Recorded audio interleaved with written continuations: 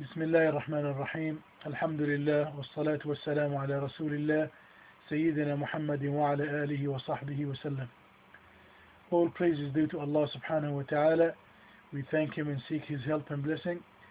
May peace and blessing be upon Muhammad sallallahu alayhi wa sallam, our final messenger. May peace and blessing be upon his companions, wives, and whomever follow in their footsteps. We are going to read a hadith, inshallah, translated to English, and then learn the lessons that we can, comprehend from it. روى مسلم في صحيحه عن طلحة بن نافع أنه سمع جابر بن عبد الله رضي الله عنهما يقول: أخذ رسول الله صلى الله عليه وسلم بيدي ذات يوم إلى منزله فأخرج إليه فلقا من خبز فقال: ما من أدم؟ فقالوا: لا إلا شيء من خل. قال: فإن الخل نعم الأدم. قال جابر: فما زلت أحب الخل منذ سمعتها من نبي الله صلى الله عليه وسلم. وقال طلحة: ما زلت أحب الخل منذ سمعتها من جابر رضي الله عنه. I'll translate this hadith.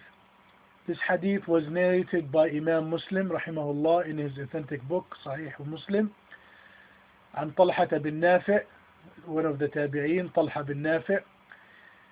He said that he have heard Jabir bin Abdullah radiyallahu anhuma, the Sahabi Jabir bin Abdullah, may Allah subhanahu wa ta'ala be pleased with him and his father Abdullah. He said that the Prophet Muhammad sallallahu alayhi wasallam once took my hand, basically he grabbed his hand so he can take him somewhere. Took my hand and took me to his house or his home. And then the Prophet Muhammad sallallahu alayhi wasallam wife, one of his wives, gave him some pieces of bread, maybe half, maybe more, maybe. So he asked, Ma min udum, is there anything that we can dip this bread in so we can eat it? So obviously, when you think about it, this bread is probably dry, and that's why the Prophet ﷺ asked for a dip. They told him, "Oh Prophet, no, we don't have any dip except some vinegar." He said, vinegar is the best dip, or the best thing you can eat next to bread. Jabir bin Abdullah radiyallahu anhu, may Allah subhanahu wa ta'ala be pleased with him, said that I have always loved, or I became a big consumer, or I start loving vinegar since that day I heard it from the Prophet Muhammad sallallahu alaihi wasallam. And then Talha bin Nafi', the tabi'i, said that I have always, or I started to love vinegar and consume it more since I heard it from Jabir radiyallahu anhu. May Allah subhanahu wa ta'ala be pleased with him. So these are some of the things that we're going to extract from this hadith and talk about and learn and hopefully teach it to others. When you listen to this hadith, you realize that the Prophet Muhammad ﷺ was an extremely generous person, generous human. He often took some of his Sahabi as an invitation to his house. He didn't have to plan it. He was simple and humble. And they didn't have to plan it or take an appointment. They were appreciated enough to actually just take a walk and with the honorable Prophet Muhammad ﷺ and just go with him, without asking questions, without saying, "Where are you taking me?" He just went with him. And we can learn from that is that when somebody who is elder to us or a respectful person, do that to us, we should go without questioning and interrogating and being criticizing the situation. Just go with the flow and see what happens. And most likely when you're going with an elder person or with a respectful person, you are not going to regret it by the power of Allah subhanahu wa ta'ala. So the Sahaba here obeyed the Prophet ﷺ and went with him. Wherever he took them, they just went. So Jabir bin Abdullah radiyallahu anhu, he went with the Prophet ﷺ, and they ended up in the Prophet Muhammad ﷺ home, one of his houses. So here is the simplicity and the amazing thing about our Prophet Muhammad ﷺ. One of his wives gave him some bread, pieces of bread.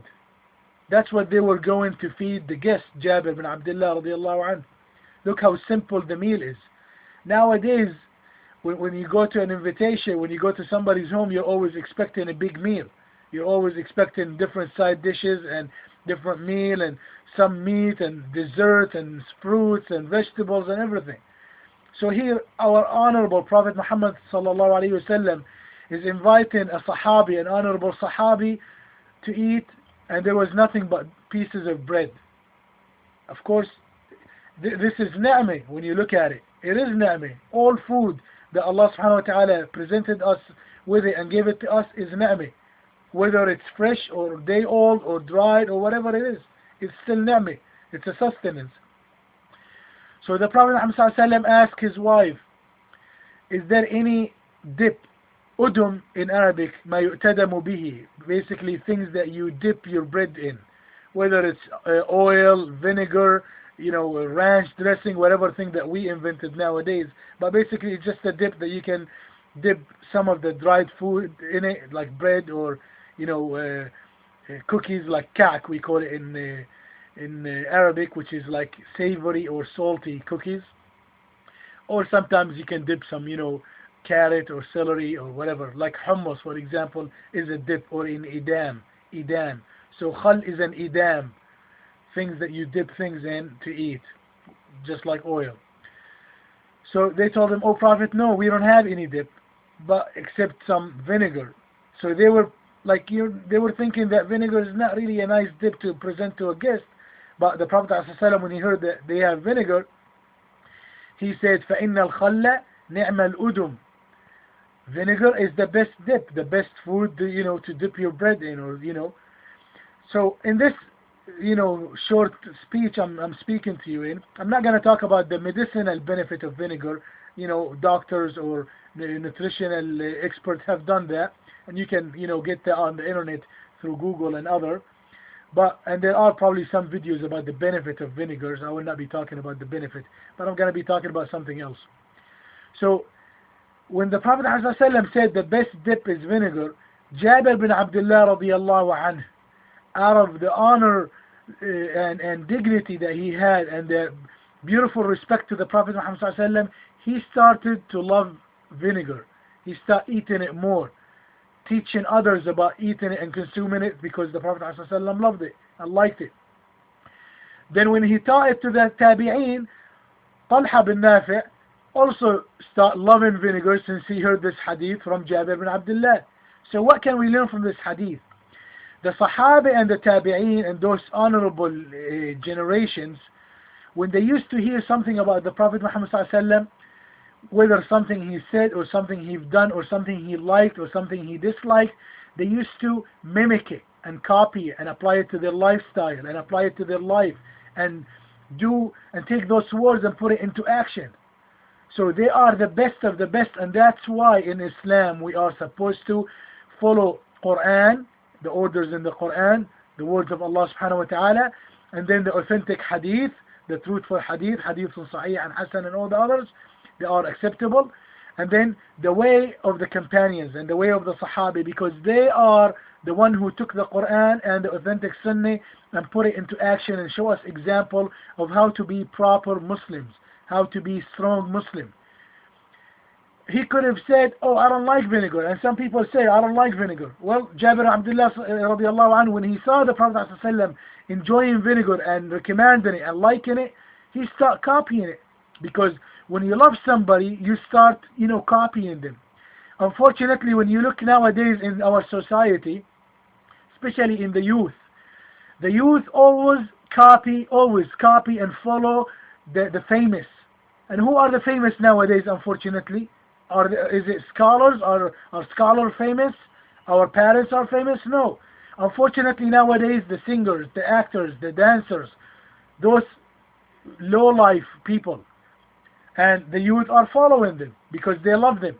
So here the Sahabi, may Allah subhanahu wa ta'ala be pleased with all of them, because they love the Prophet Muhammad sallallahu alaihi wasallam and they want to follow him, they used to copy everything he does. Now we are supposed to do that. If we want to be strong Muslim, we're supposed to also follow what the Prophet Muhammad ﷺ and the Sahabi radiallahu anhum jami'an used to do. We used to copy them. We should copy them. We used to back in the days. Not us, the past generations, but now we're just running away from it. And we start making up our own things.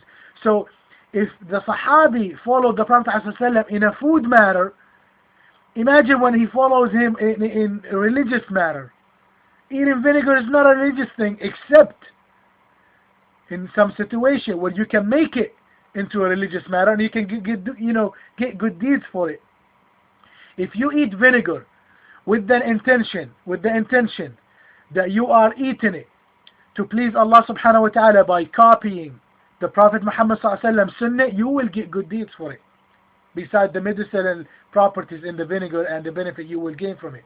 But you can get good deeds for it just by having the pure intention of doing what the Prophet ﷺ did and doing what the Sahabi, may Allah subhanahu wa ta'ala be pleased with them, did. So here is a chance, and here is a big example that how simple this is. A Sahabi and a Tabi'i and others are following the Sunnah of the Prophet ﷺ, even when it have nothing to do with religion directly. Indirectly it does, through the pure intention. But it's not an order of prayers or a dua or a recitation or an act of charity. No, it's just food. So if we want to win in this life, we must remember to follow Allah subhanahu wa ta'ala's word in the Quran, the Prophet Muhammad sallallahu alayhi wa sallam in the authentic sunnah, in the acceptable sunnah, and the way of the Sahabi and the action and saying of the Sahabi, the companions of the Prophet Muhammad sallallahu alayhi wa sallam, because they are the one who took all this and put it into action and showed us example of how to be proper Muslim. أسأل الله تعالى أن يجعلنا ممن يسمعون القول ويتبعون أحسنه. May Allah subhanahu wa ta'ala, and I ask Allah subhanahu wa ta'ala to allow us to hear the best of saying and copy it and mimic it and apply it into our action. And I encourage all of you to spread this video between your brothers and their sisters in Islam, so they can learn the Prophet ﷺ saying and hopefully copy it and mimic it and apply it to their life with the proper intention. Jazakum Allahu khaira. May Allah subhanahu wa ta'ala reward you for listening. May Allah subhanahu wa ta'ala benefit us with all this knowledge. Wassalamu alaikum wa rahmatullahi wa barakatuh.